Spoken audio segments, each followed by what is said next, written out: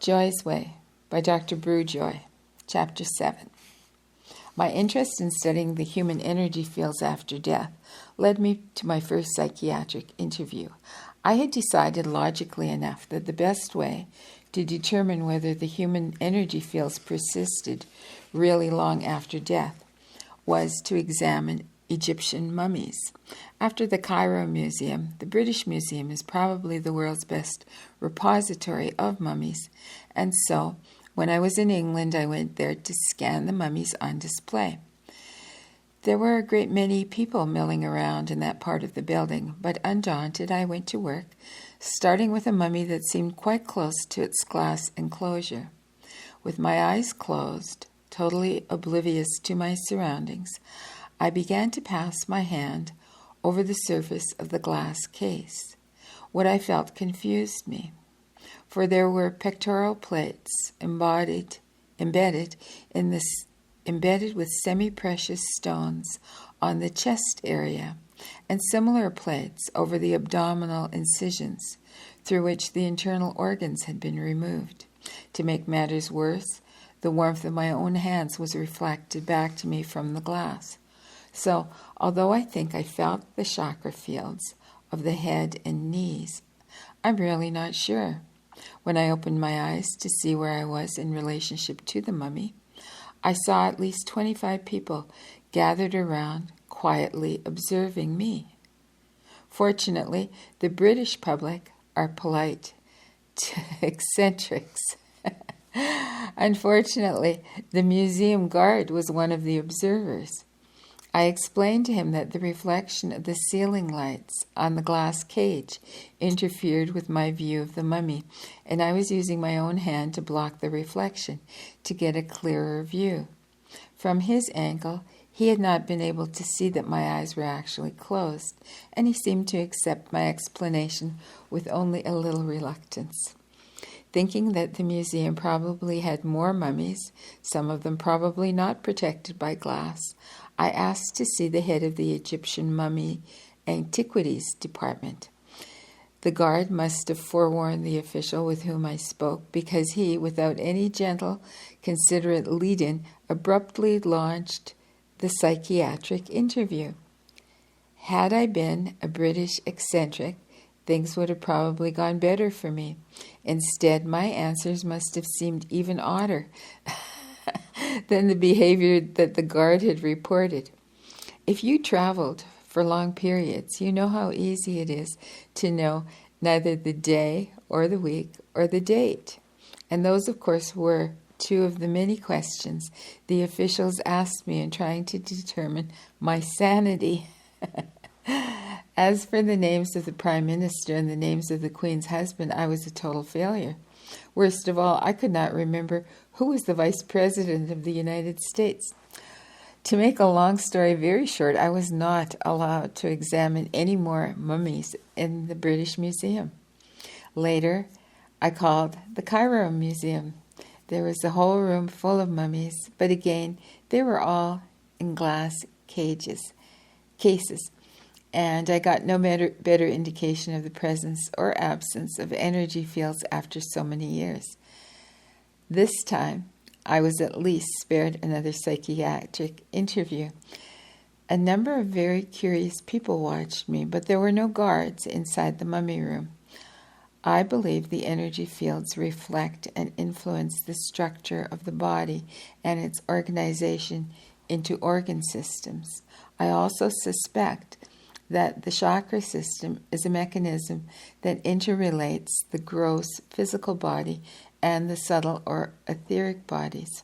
I further believe that the chakra system, the physical body, and the etheric body are in some sort of relationship with the meridians of the acupuncture system. The energy that emanates from the chakras and the energy that flows through the acupuncture meridian system are one and the same. The energy is either qualified by the chakra system or somehow refined by an individual chakra. I believe there is but one basic energy operating in these interrelated systems, and that the chakra system modulates and transduces the basic energy. The body splays this one primary energy into its component frequencies, just as the prism splays light. This basic energy has various names: chi, vital force, nervous energy, bioenergy, biomagnetic energy, bioelectric magnetic energy, bioplasmic energy, prana, life force. And he says in brackets what each of these is.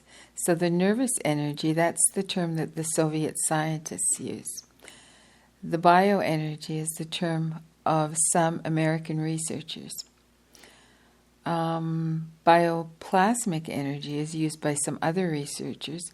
Prana is used by the yogis. Life force is used in certain metaphysical texts. What really astounds me is that although these fields of energy have certainly been present since matter was created and life forms manifested, they are still not known to the vast majority of human beings. For that matter, it's hard for me to understand how it could have taken me 10 years studying the physical body and performing so many physical examinations before I became aware of the energy fields. At present, I feel them so easily that I can't imagine why I didn't feel them before. My guess is that what was holding me back was that I was simply not conceiving of looking for them or feeling for something beyond the surface of the body. Once this idea entered my consciousness, when I thought of the possibility of feeling the warmth of the liver at a slight distance, it all began to flow. I entered a whole new world of form, matter, and energy. The study of the relationship between objects and life forms in the physical space between them will be a focus of science in the near future. We will discover that space is not empty, but that it has structure and function, not readily perceptible to the ordinary human awareness.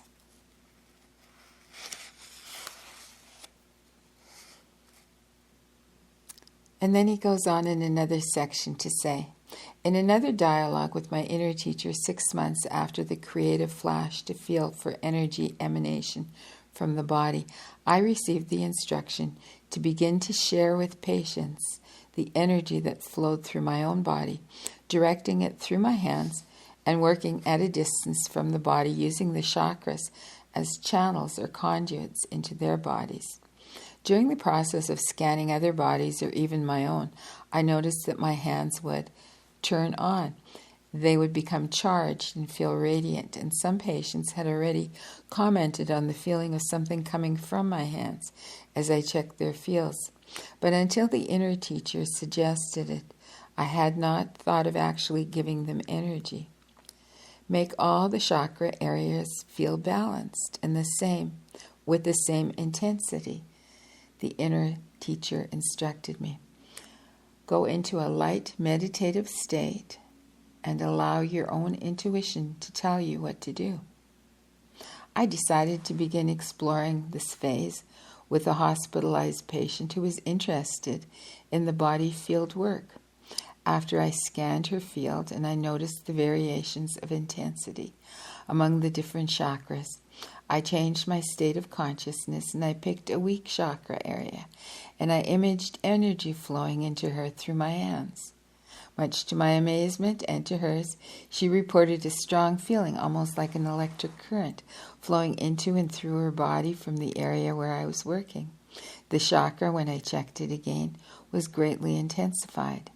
If I didn't will the energy to flow from my hands, but simply imagined it and allowed it to flow, the energy seemed to stop flowing when the correct intensity was reached. When I finished, I felt energized, and I sensed a high state of well-beingness and inspiration. My own heart chakra was highly charged with the energy and seemed to be the source of which energy flowed into my hands and onto the patient. I felt the same alteration of my beingness as I had felt when I was bathed in the radiance with Eunice my spiritual teacher, when she was in a state of unconditional love. My patient reported the sensation of having been placed in an altered state of consciousness, as if she were levitating, floating several feet above her body, and she described the energy as loving and healing. She had not previously experienced the sensation of levitation, but it turned out to be a fairly common experience when I balanced chakras in other patients. As I continued to balance people's chakras over the next month or so, I was truly awed by the individual differences in effect.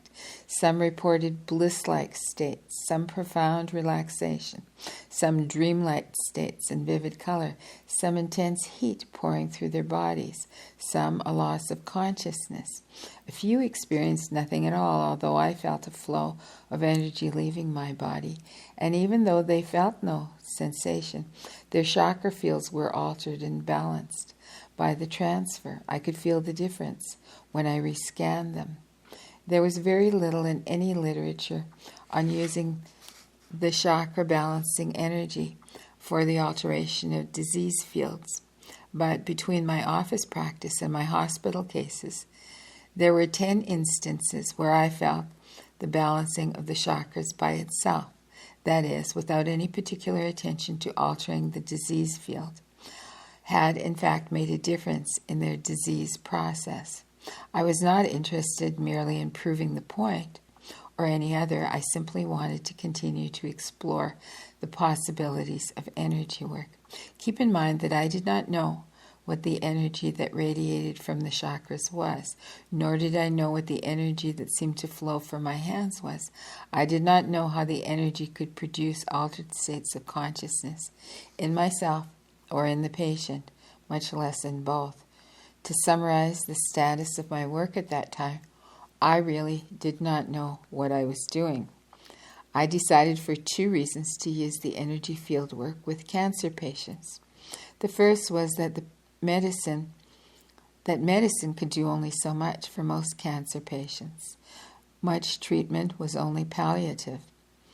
While patients and their families might feel real hope for cure, there was very little of it in the consciousness of the physicians who were treating them. If energy work was helpful in such a desperate situation, it could not be criticized, however radical or unconventional. The patients, most of them, had nothing to lose. The second reason for concentrating on cancer was that cancer's field of energy is easily detected, so that the scanning procedure is a simple matter. As far as I could explain it to them, the patients were fully informed as to what I was doing, and no conventional therapy was withdrawn. Energy therapy did not replace any orthodox approach, because conventional treatment was continued, and because I combined my energy field work with it, it was almost impossible to determine which technique was causing what effect. But that question really didn't bother me. I was interested solely in bringing to patients whatever I could bring to them. At that time, I had only begun the deep psychological probe into the unconsciousness of the cancer patient, but I already saw a clear general trend. Most of them had experienced traumatic emotional events within 2 years before the onset of their disease. Loss of a job, loss of a loved one, child leaving home, moving away from a lifetime environment, and the like. Brief, highly emotional events were not as important in the cancer background as were deep, prolonged, stressful traumas. Besides the changes that the patients wanted in their disease process, they all desired major changes in their lives. That year of exploration, 1973 to 74, altered my entire approach to health and disease. Occasionally, the truly miraculous occurred. In a few cases, I could actually feel a tumor mass simply melting under my hands. In the majority of cases, the tumor seemed to stabilize or show little change. While there was no great remission, at least the cancer's growth was arrested in many patients. Unfortunately, nothing seemed to stop the disease process. But all the patients, even the clearly terminal ones, reported that they were less depressed. All had less fear of death, and a number could finally realize that death was just what they wanted. Those people were relieved that they could at last, without guilt, express this feeling to someone. Early on in the process of working so deeply with dying patients, I realized that my own attitudes about death and my own fears were precipitating a countertransference reaction in me. That is, I was taking on some of the negative feelings of my patients. I placed myself in the hands of a woman therapist, as she not only gave me insight into the countertransference phenomenon, but initiated a deep probe into the psychological patterns that worked against me in my relationships with others. I discovered that my ability to share my beingness with others who were sick depended critically upon the state of my own consciousness and my own sense of well-being.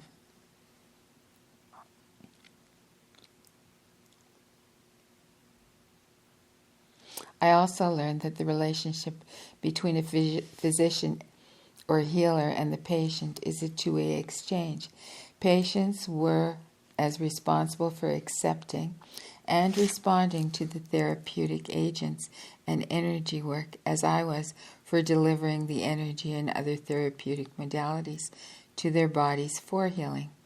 In whatever form the treatment, the patient is not simply passive. He or she must clear the psychological areas that were factors in precipitating the disease and are factors in perpetuating it. The patient, configuring the factors that allows disease to manifest in the body, is not in the outer awareness of the patient. It is deeply buried. Patients can yell from the rooftops that they want to get well, or that they are innocent of all the events that are transpiring in them. But I know differently. People are never innocent of what happens to them. The memory in the subconscious and the unconscious areas of any human being transcends, almost beyond comprehension. The memory of this particular brief span of awareness is called a lifetime. To the vaster memory, specifics are unimportant. Patterns alone are what matter. Excuse me. We are all interwoven into one another's patterns, and we have been for generations, and we will be for generations in the future. When we learn to heal and to harmonize our relationships both internally and externally, it becomes possible to transform and transcend the human plane. When you can forgive both another and yourself, the pattern is broken, and you move from the law of karma into the law of grace. The effulgent state that transmutes and heals, intrinsic to the unconditional love, the fourth state of awareness, the heart chakra state of consciousness, is forgiveness. No amount of rationalizing, no matter what the extent, can really forgive. In unified consciousness, there are no deceptions. We see our underlying motivations, and we can allow love to marshal the healing powers that are ours to wield. The outer conditioned mind alone cannot do it. It must be connected with what can only be called the spiritual aspect. Then the honesty cards must be drawn to see clearly whether the unconscious and subconscious balance of forces is for transformation through death or through the life process. Then he says in brackets, these aspects will be discussed further in Chapter 9. Energy transfer can also affect pain in the body. Oddly, it wasn't until January 1976 that I realized that the energy flowing from my hands could relieve any pain at all. It does not matter whether the pain is stress-induced, as with muscular aches, or the pain and headaches that are caused by tension or produced by some organic process. from cancer to broken bones and torn ligaments, or the pain of surgery. Usually the pain can be totally relieved within a few minutes. In some cases, the relief is permanent, but more than often it lasts for several hours to several days. I've worked with an orthopedic surgeon on a skiing accident patient, setting a fracture of both bones in the lower leg without using any drugs to kill the pain. In addition, muscular relaxation allowed the fracture to be set easily and with little discomfort. It is easy to teach other people how to transfer this pain-relieving energy, but ultimately we will discover how to capture this energy spectrum, perhaps through some device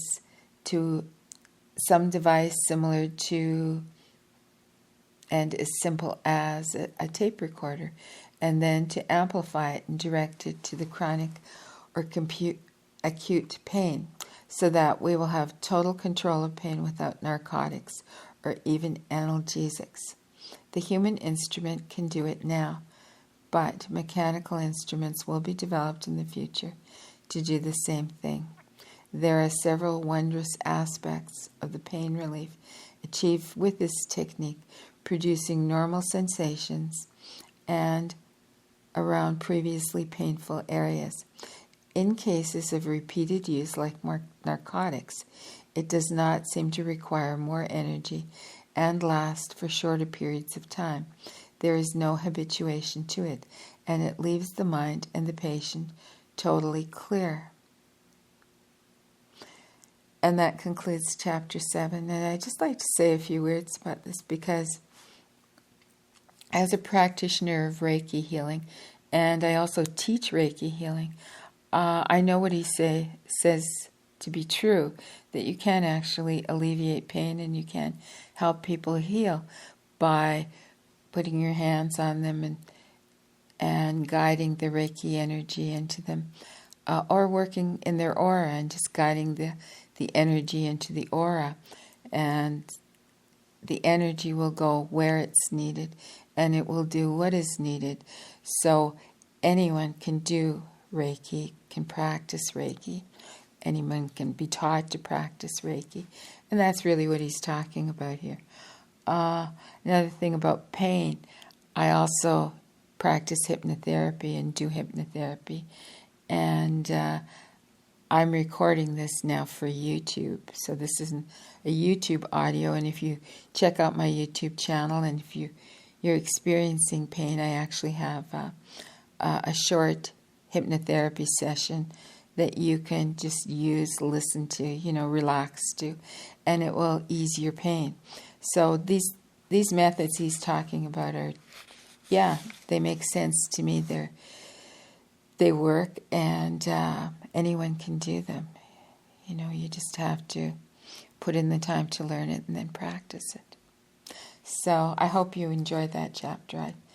I think he has a lot of insights, and he states things very clearly, very well, and that's why I've come back to his book now to put it up in audio form here. So please like and subscribe, and till soon.